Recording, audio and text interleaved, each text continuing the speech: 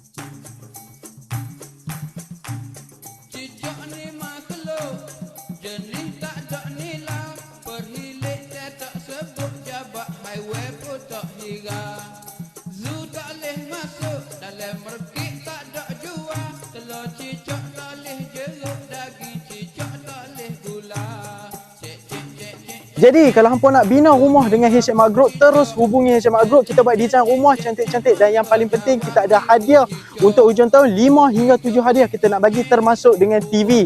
So tunggu apa lagi? Jadi kita bina, tak jadi kita saudara.